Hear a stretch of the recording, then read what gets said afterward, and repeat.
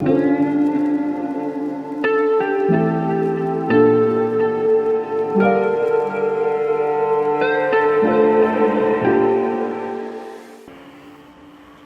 vamos lá. Hoje eu quero falar sobre um negócio que até já me pediram para eu falar. Aí, vou morrer.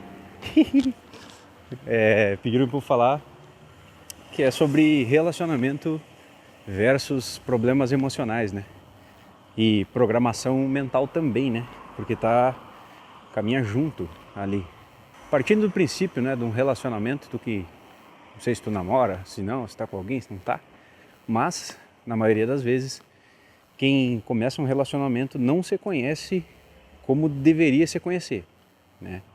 Normalmente conhece só o superficial ali, os gostos, o que combina, o que não combina, algumas histórias do passado, o que aconteceu. Só que a gente não conhece profundamente a pessoa, né? A gente não conhece o passado emocional daquela pessoa, a gente não conhece os traumas dela, a programação mental também a gente não conhece, a menos que seja, sei lá, seja uma melhor amiga ou melhor amigo de anos, né? Que tu conviva com aquela pessoa, aí tu vai conhecer. Tirando isso, é muito difícil. E então, resolvi fazer esse vídeo aqui para ajudar, né, todos os casais aí que querem se encaixar melhor, né? Querem ter um relacionamento duradouro, né, e saudável, né? Sem brigas, sem desavenças, sem estresse, né? Porque estresse é brabo.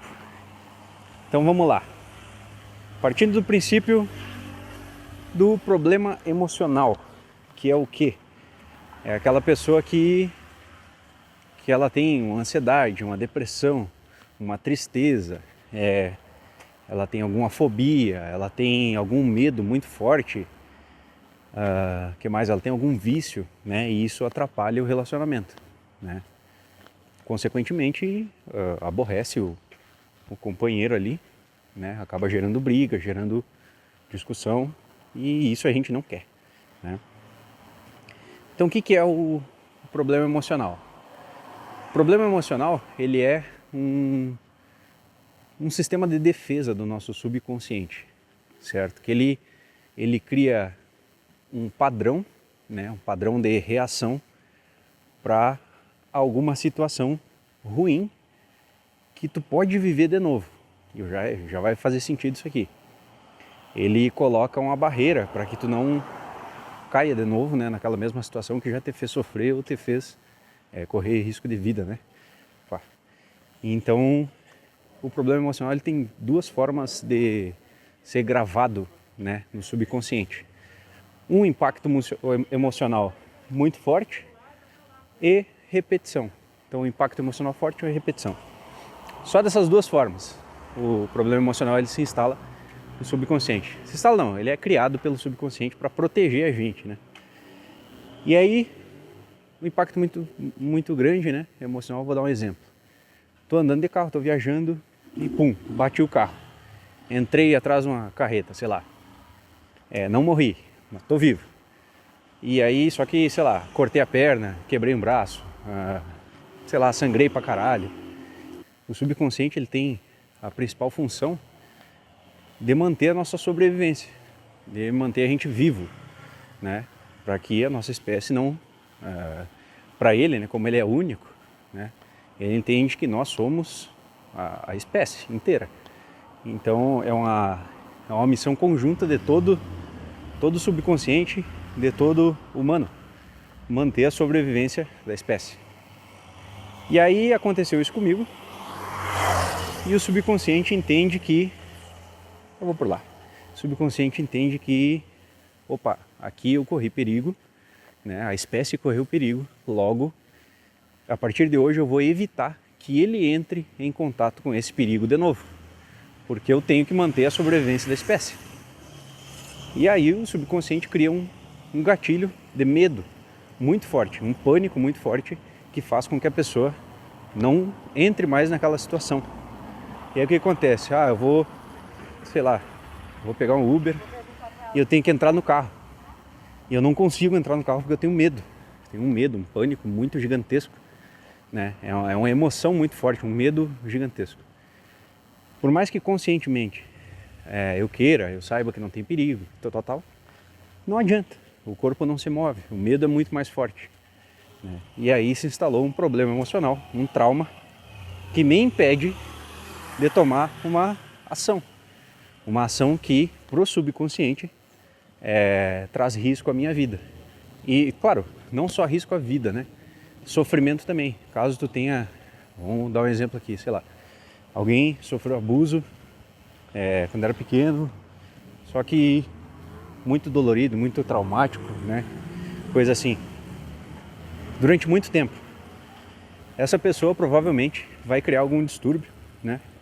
Algum problema emocional que não deixe essa pessoa entrar em contato de novo com a possibilidade de sofrer daquela forma, né? E aí, sei lá, quando ela fica sozinha, quando a pessoa fica sozinha com alguém no elevador, por exemplo, é uma possibilidade, o subconsciente pode entender que é uma possibilidade de sofrer aquilo de novo.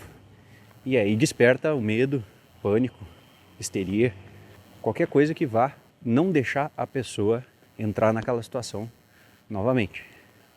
Agora, a segunda forma, né, que é por repetição, essa do abuso que eu falei, é uma das repetições, né, que pode trazer um trauma. Mas eu vou dar um exemplo meu, que é bem simples, de aracnofobia, fobia de aranha, né? E, quando eu era pequeno, eu lembro que eu tinha uns 4 anos, acho, por aí. 3, 4 anos, talvez. Acho por aí, 4, 5, não lembro direito. Mas o episódio eu lembro certinho. Que eu tava na casa do meu vizinho da minha mãe lá, com os meus amigos. A gente tava olhando Charlie Chaplin, eu acho, em VHS. E a gente tava no sofá e uma aranha, caranguejeira grande, entrou pela porta, veio caminhando assim. Eu lembro que eu não tive medo. Na hora eu não tive medo. Mas como todo mundo em volta de mim teve medo, né? E depois me explicaram que era perigoso, não sei o quê, né? Eu passei a ter medo. Esse foi o primeiro episódio. O segundo episódio foi mais ou menos na mesma época que eu tava jogando Super Nintendo com um amigo meu. Inclusive eu acho que ele tava lá também. Como é que era o nome dele? Não sei se era Thiago? Não sei. Tava jogando e aí eu senti no meu braço uma coisinha encostando assim, parecia uma folhinha, alguma coisa coçando, incomodando. E eu dei um tapa uma vez, não saiu, dei um tapa a segunda vez, dei um tapa a terceira, não saiu. Quando eu olhei, era uma aranha daquelas que faz teia, que tem as perninhas finas, pá, que é inofensiva, né? Mas eu tomei um susto, né? E eu tive medo, porque aranha, como me explicaram antes, aranha era perigosa. Então pro meu subconsciente a aranha é igual a perigo. E eu tinha uma aranha no meu braço. Logo, senti medo, mas um reforço ali desse medo, né? E aí teve o segundo episódio, né? E uma forma legal de entender isso imagina que o copo do medo relacionado a alguma coisa, ele tá vazio, né? Então, medo de aranha é um copo, ele tava vazio. Aí me disseram que a aranha era perigosa, aí encheu um pouquinho do copo. Aí eu tive o segundo episódio, encheu mais um pouco. Aí eu tive o terceiro episódio, em Santa Catarina, na praia Balneário Gaivota.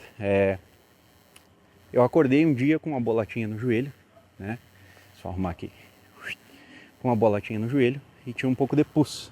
E coçava. E eu fui pro colégio e voltei. Quando eu voltei, a bola já estava maior e tinha bastante pus.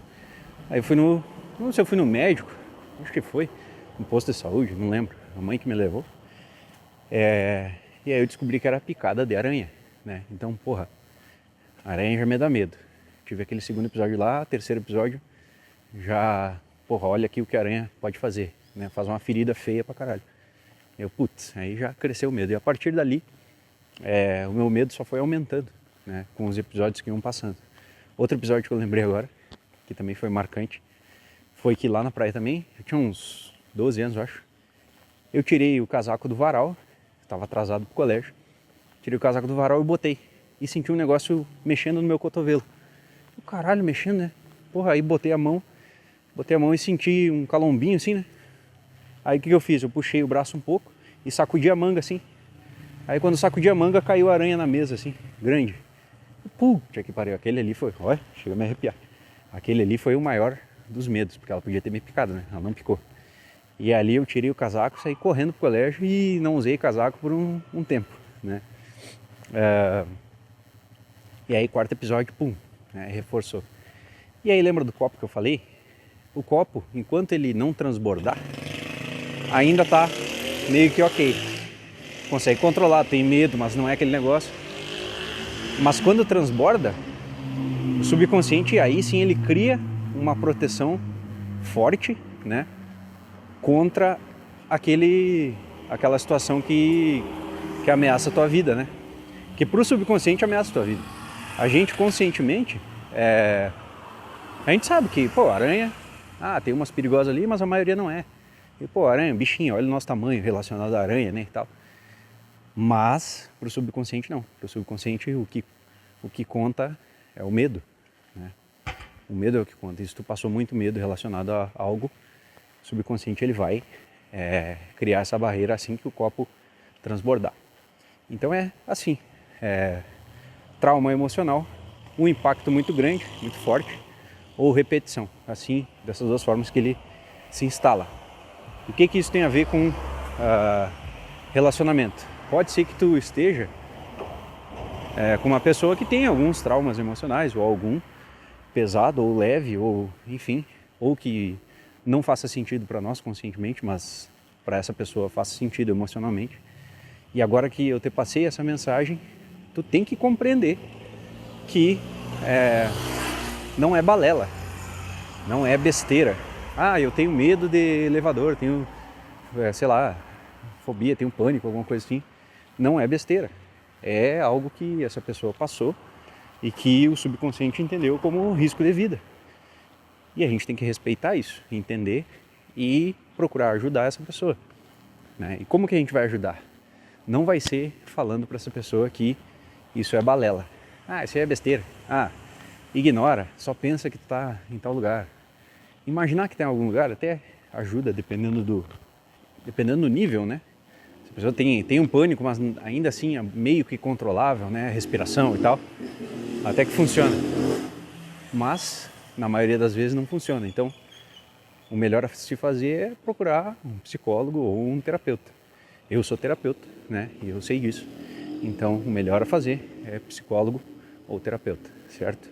Sabendo que essa pessoa tem um trauma emocional, né? Que tu não pode falar que é besteira ou até mesmo brigar com essa pessoa, porque senão tu vai reforçar esse trauma, né? Em vez de estar ajudando, tu vai estar piorando para a pessoa, para o resto da vida dela, e piorando para ti, para o teu relacionamento. Então, de forma alguma, brigue com a pessoa por causa disso.